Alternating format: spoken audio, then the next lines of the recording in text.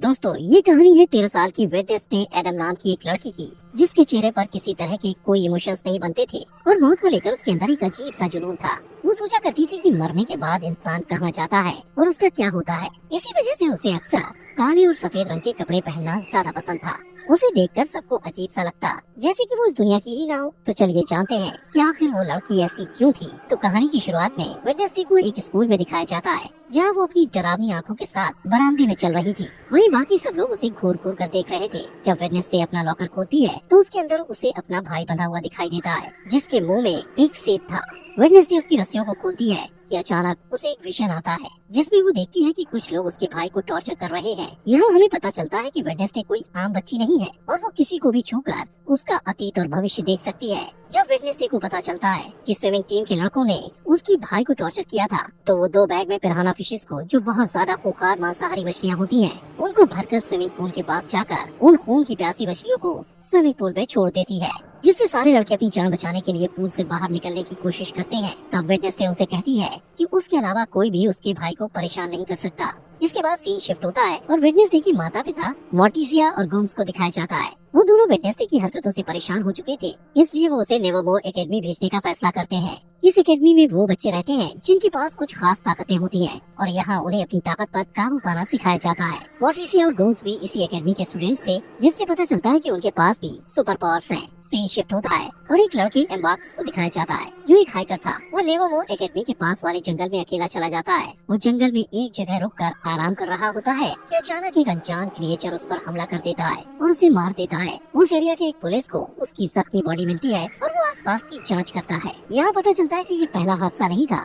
बल्कि इससे पहले भी ऐसे कई हादसे यहाँ हो चुके हैं। दूसरी तरफ वेडनेसडे एकेडमी में जाती है और वहाँ की प्रिंसिपल लैरिसा वीम से मिलती है, जो उस एकेडमी को चलाती है। लैरिसा उसे रूममेट्स एनेट से मिलवाती है। एनेट एक वेयरवुल्फ थी और हर मामले में वेडनेसडे से पूरी तरह अलग थी। एनेट को रंग बहुत पसंद थे और उसने अपने साइड के कमरे को अलग अलग रंगों से सजा रखा था, जबकि वेडनेसडे को काली और डार्क रंग की चीजें पसंद थी। बाद में एनेट वेडनेसडे को एकेडमी में घुमाती है और वहाँ के मेन ग्रुप फैंग्स, फर्स, स्टोनर्स और स्केल्स के बारे में बताती है। फैंग्स के ग्रुप में वैम्पायर्स होते हैं, फर्स्ट ग्रुप में वेयरवुल्फ होते हैं और स्टोनर्स पत्थर में बदल सकते हैं और उनके सर पर सांप होते हैं। वहीं स्केल्स में जलपरियां होती हैं, जो लोगों के साथ आसानी से हेर फेर कर सकती हैं। एनेट वेडनेसडे को सबसे पॉपुलर लड़की मायांसा बार्कले के बारे में बताती है, जो बहुत ही खूबसूरत जलपरी थी। मायांसा का एक एक्स बॉयफ्रेंड ज़ेवियर थॉर्प भी उस एकेडमी में होता है, जो अपनी ड्राइंग को असलियत में बदल सकता है। इसके बाद वेडनेसडे के माता पिता वहाँ से चले जाते हैं, लेकिन जाने से पहले वेडनेसडे के पिता उस पर नजर रखने के लिए एक कटा हुआ हाथ वहाँ छोड़ देते हैं, जो जिंदा होता है और उसे थिंग कहा जाता है। इसके बाद वेडनेसडे तलवारबाजी की क्लास में जाती है और वहाँ मायांसा के खिलाफ लड़ने के लिए तैयार हो जाती है।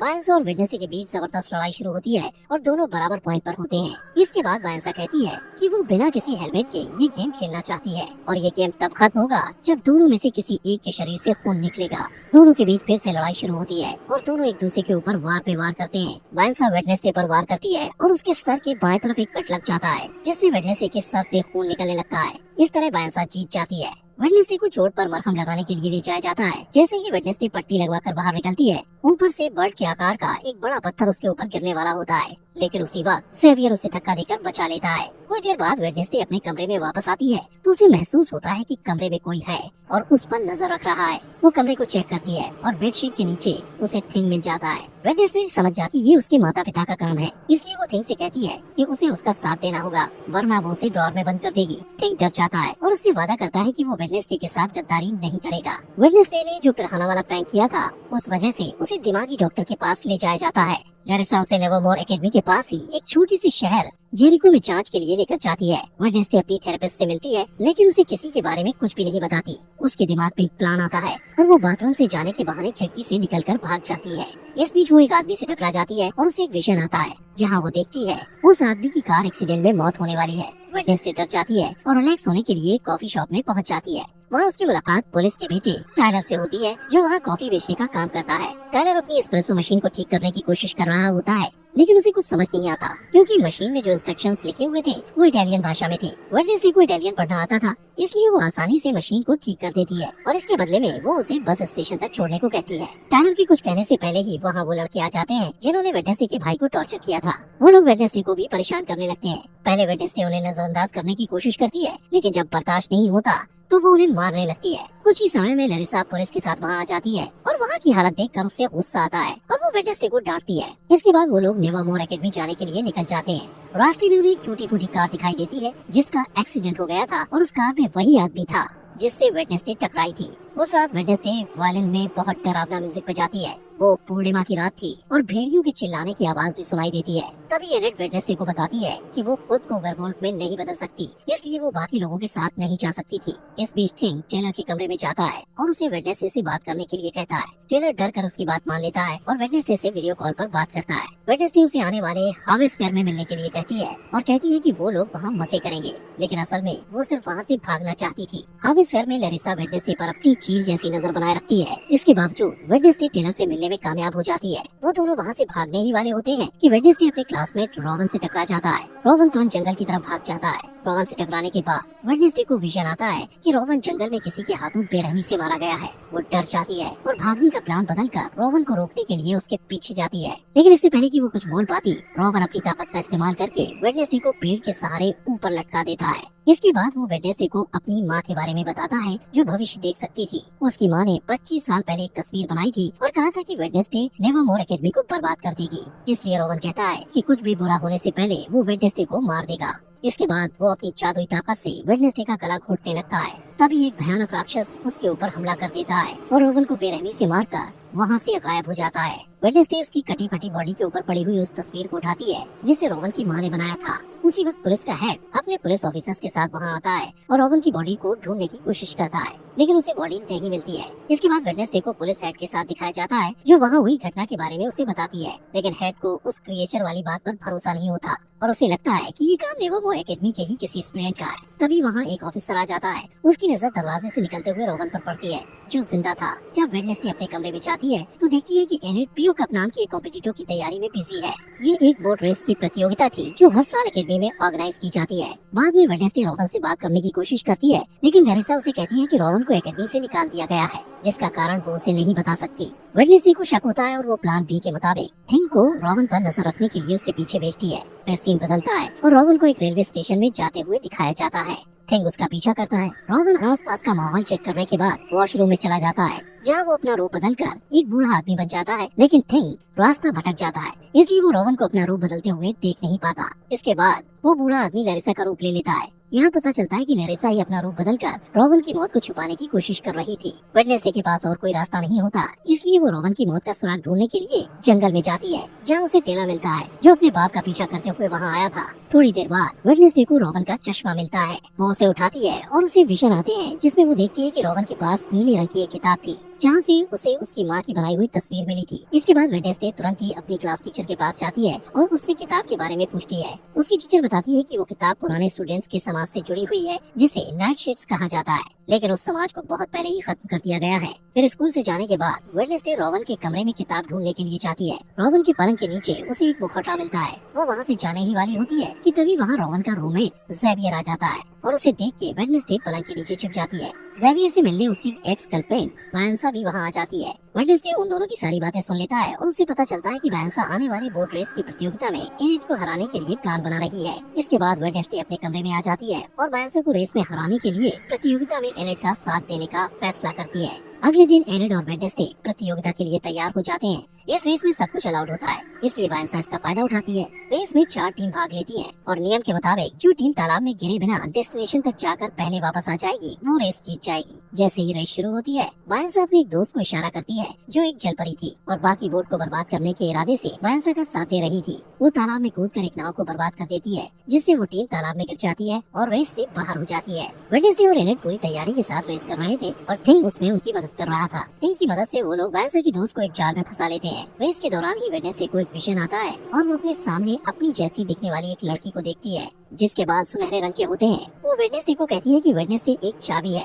जिससे वेडनेसडे काफी उलझन में पड़ जाती है। उसे कुछ समझ नहीं आता। लेकिन जैसे ही वो असली दुनिया में वापस आती है, उसे पता चलता है कि बायंसा रेस में आगे निकल गई है। लेकिन वो हार नहीं मानती और बायंसा की चालों को उसी के खिलाफ इस्तेमाल करके ये रेस जीत जाती है। 40 साल के बाद पहली बार कोई नॉन सायरन टीम ये रेस जीती थी। लैरिसा एनेट को पीओ कप ट्रॉफी देती है, लेकिन वेडनेसडे को ज्यादा अटेंशन पसंद नहीं था, इसलिए वो वहाँ से चली जाती है। वो नेवरमोर एकेडमी के पुराने स्टूडेंट एडगर एलन पो की मूर्ति के पास जाती है और अचानक उसकी नजर उस मूर्ति के हाथ में रखी पत्थर की किताब पर जाती है, जिसके नीचे उसे एक निशान दिखाई देता है। वो निशान ठीक वैसा ही था जो उस तस्वीर में बना हुआ था, जिसे रॉबन ने मरने से पहले उसे दिया था। उस बुक में वेडनेसडे को कुछ पहेलियां मिलती हैं, जिसे वो तुरंत सुलझा लेती है और उसे एक सुराग मिलता है। उस सुराग में 2 बार चुटकियां बजाना होता है। जब वो 2 बार चुटकियां बजाती है तो अचानक एक छुपा हुआ बरामदा खुल जाता है, जहाँ एक गुप्त कमरा होता है। वहाँ वेडनेसडे को रॉबन की किताब मिल जाती है, जिसमें रॉबन ने तस्वीर को फाड़ कर निकाला था। वो उस किताब को अपने बैग में रखती है, लेकिन इससे पहले कि वो आगे जा पाती, कोई उसके सिर को एक काले कपड़े से ढक देता है। थोड़ी देर बाद जब काले कपड़े को हटाया जाता है, तब वो देखती है कि बायंसा, ज़ेवियर और कुछ स्टूडेंट्स उसे घेर कर खड़े हुए हैं और ये सभी नाइट शिफ्ट्स के सदस्य हैं।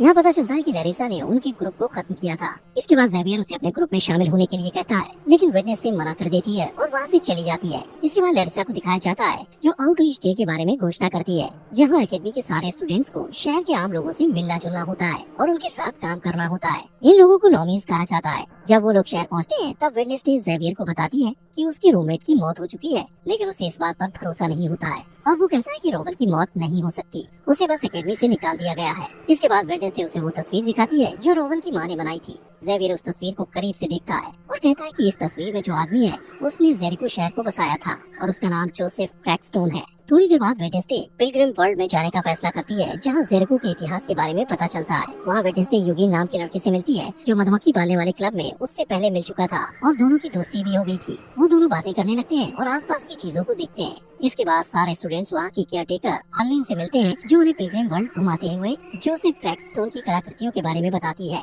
वेडनेसडे को ये सारी बातें इंटरेस्टिंग लगती हैं और वो अर्लिन से उसके बारे में और जानना चाहती है। अर्लिन बताती है कि उनके पास जोसेफ क्रैकस्टोन के खेतों में इस्तेमाल किए जाने वाले औजार, खाने पीने के बर्तन और फैमिली रूम्स भी हैं। वेडनेसडे कहती है वो यहाँ काम करना चाहती है, लेकिन अर्लिन कहती है कि उसे रेनोवेट किया जा रहा है, इसलिए वो वहाँ काम नहीं कर सकती है और कहती है वो सब ये ओल्ड बजरी में काम करेंगे और घूमने आए हुए लोगों को केक बांटेंगे। बाद में वेडनेसडे और यूगिन क्रैकस्टोन के फैमिली रूम में घुस जाते हैं। वहाँ वेडनेसडे को एक तस्वीर मिलती है जिसमें वो लड़की भी होती है जिसे वेडनेसडे ने अपने विजन में देखा था। थोड़ी देर बाद उसे वो किताब भी मिल जाती है जो उस लड़की ने पकड़ी होती है। वेडनेसडे देखती है कि उस किताब के सारे पन्ने खाली है, इसलिए उसे शक होता है कि ये किताब नकली है। तभी वहाँ यूगिन के साथ अर्लिन आ जाती है और उसे पकड़ लेती है। वेडनेसडे उससे असली किताब के बारे में पूछती है, तब अर्लिन झिझकते हुए बताती है कि 1 महीने पहले वो किताब चोरी हो गई थी। इसके बाद वो कॉफी शॉप में वापस टेलर से मिलती है और वो दोनों जोसेफ के बारे में पता करते हैं। टेलर कहता है कि ओरिजिनल मीटिंग हाउस का जो हिस्सा बचा हुआ है वो जंगल में है और पूरी तरह खंडर हो चुका है, जिसका इस्तेमाल अब क्रैश पैड के रूप में किया जाता है। इसके बाद वेडनेसडे जोसेफ क्रैकस्टोन की उस जगह की तलाश करने के लिए थिंग के साथ तुरंत जंगल में जाती है। इस दौरान उन्हें एक बेघर आदमी मिलता है, लेकिन थिंग उसका दम घोटने लगता है और उसे डराकर भगा देता है। तभी वेडनेसडे को एक विजन आता है और वो खुद को 400 साल पहले के टाइम में देखती है। यहाँ वो सुनहरे बाल वाली लड़की दिखाई देती है जिसे वेडनेसडे पहले भी अपने विजन में देख चुकी थी। उस लड़की को गाँव वालों ने घेर रखा था और वो उसे शैतान की संतान कहकर पुकार रहे थे। तभी वहाँ जोसेफ क्रैकस्टोन आ जाता है और उस लड़की को गुडी एडम्स कहकर बुलाता है। वो कहता है कि गुडी एक डायन है और उसे भी उसकी माँ और दूसरे आरोपी के साथ उस खेत में मर जाना चाहिए। इसका जवाब देते हुए गुडी कहती है कि जोसेफ ने उसकी जमीन हड़पी है, बहुत से निर्दोष लोगों की जानें ली है और उनकी शांति छीनी है। जोसेफ को गुस्सा आता है और वो गुडी को थोड़ी देर तक घूरता है और फिर उस खेत में आग लगा देता है। गुडी अपनी माँ को बचाने की कोशिश करती है, लेकिन उसकी सारी कोशिशें बेकार हो जाती हैं। जब कोई उम्मीद नहीं बचती तो वो एक गुप्त दरवाजे से निकलकर वहाँ से भाग जाती है। वेडनेसडे वहाँ छुपकर ये सब कुछ देख रही थी। गुडी जल्द ही वेडनेसडे के पास आती है और कहती है कि जोसेफ अपनी ये लड़ाई तब तक नहीं रोकेगा जब तक वो सबको मार नहीं देगा। इस खुलासे के बाद वेडनेसडे असली दुनिया में आ जाती है। वो थिंग को सब कुछ बताती है जो उसने अभी अभी देखा था।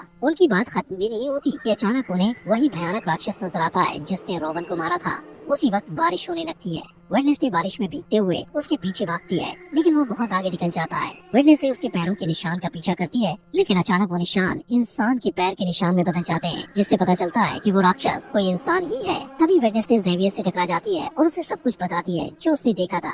ज़ेवियर उन पैरों के निशान को देखना चाहता है, लेकिन बारिश के कारण पैरों के निशान मिट जाते हैं। अगले दिन शहर में जोसेफ क्रैकस्टोन की नई मूर्ति के उद्घाटन के लिए सब लोगों को इकट्ठा किया जाता है। वेडनेसडे जेरिको के मार्चिंग बैंड के साथ डोंट स्टॉप का म्यूजिक प्ले करती है और शहर के मेयर और प्रिंसिपल लेरिसा मूर्ति का उद्घाटन करते हैं, लेकिन तभी थिंग वेडनेसडे के ऑर्डर के मुताबिक मूर्ति को ब्लास्ट कर देता है और सब लोग डरकर भाग जाते हैं। वेडनेसडे की आंखों में बदले की चमक दिखाई देती है और वो अब भी वायलिन बजा रही होती है। इसके बाद लेरिसा वेडनेसडे पर चिल्लाती है क्योंकि उसे लगता है कि ये सब वेडनेसडे ने किया है, लेकिन वेडनेसडे कहती है कि उसने ऐसा कुछ नहीं किया है। वेडनेसडे लेरिसा पर इल्जाम लगाते हुए कहती है कि वो जंगल में होने वाले खूनी हादसे का सच जानते हुए भी अनजान बनने की कोशिश कर रही थी। उस रात वेडनेसडे को मिलने वाला बेघर आदमी जंगल में दिखाई देता है। तभी वो राक्षस उस पर हमला कर देता है। उस बूढ़े आदमी के पास एक कैमरा था जिसमें वहाँ की तस्वीरें कैद हो जाती हैं। कुछ समय बाद पुलिस हेड और उसकी टीम जंगल से उस खंडर तक पहुँच जाते हैं और उन्हें उस बेघर बूढ़े आदमी की बॉडी मिलती है। उन्हें वो कैमरा भी मिलता है जिसमें हादसे के वक्त की फुटेज होती है जो असली गुनहगार को सामने ला सकता है। जब कैमरे की तस्वीरों को बड़ा करके देखा जाता है